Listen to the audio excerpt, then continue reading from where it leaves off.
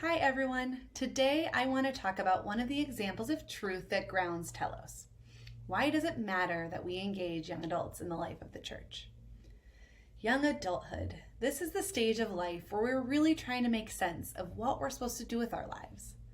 There's a lot of pressure to pick the right career, to make a good living while also making the world a better place, and to figure out what exactly it is we were destined to be. And then, for those of us in a Christian context, we might wonder, what does God want us to do with our lives?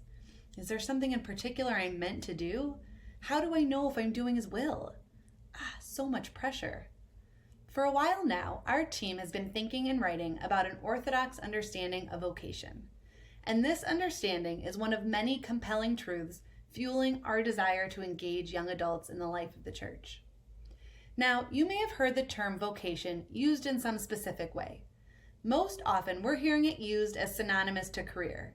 When we talk about vocation from an Orthodox perspective, we're talking, though, far more broadly than career. When we see the world through a Christian lens, we acknowledge that God created each of us intentionally. But He's not a puppet master. He did not design us for a particular career. But He did design us for a specific purpose. So what is that purpose?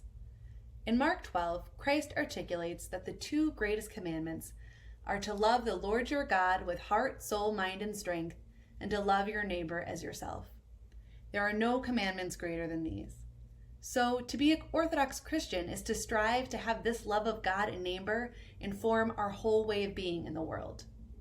Grounded in these and other theological truths, it's clear that a full Orthodox definition of vocation is your unique and ongoing response to Christ's call to love Him with heart, soul, strength, and mind, and to love your neighbor as yourself.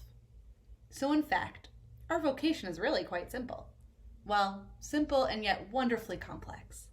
I want to highlight 4 words from this definition. The first is unique.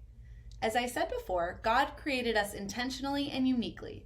We were given different strengths, born into different realities, and we all exist within different circumstances. So while zoomed out, our purpose is collective and broad. When we zoom in, it's simultaneously unique and specific. We all must live a life of love for God and neighbor, but there are endless possibilities as to what that can look like.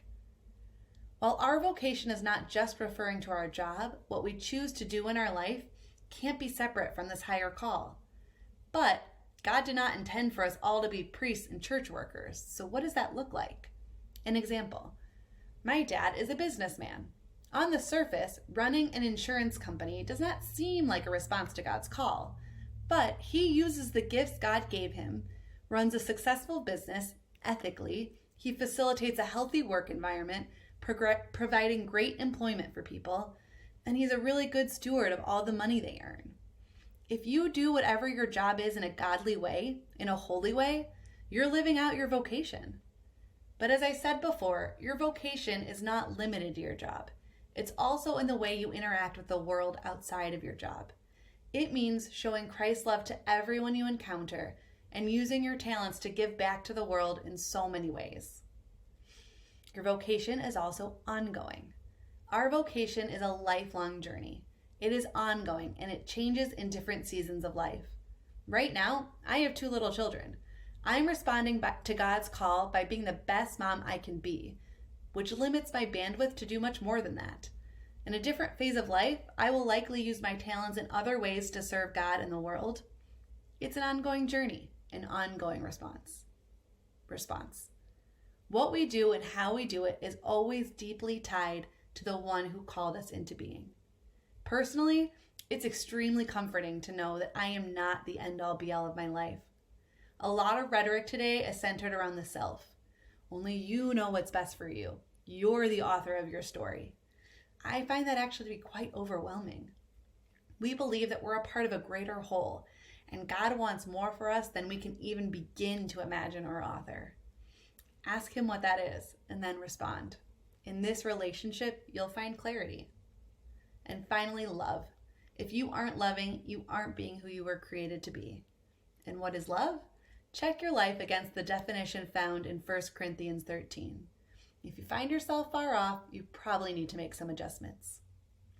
So why does it matter that we engage young adults in the life of the church?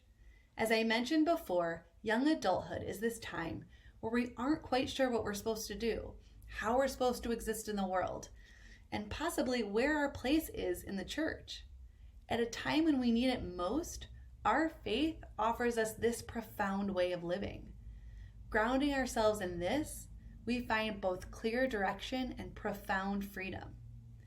And it reminds us that God has given each of us unique gifts and that He calls everyone to offer them in service to our neighbor, to our world, and to our parishes. He doesn't just call the older and more experienced adults, He calls all of us, including young adults. So consider, what are the unique gifts God has given you, and how might you use them to love and serve your neighbor? What are the needs of the world, and how might you use your gifts to meet them? What are the needs of your parish, and how might you use your gifts to meet those needs? And what are the needs of your peers, the other young adults in and around your parish? How might you use your unique gifts to love and to serve them?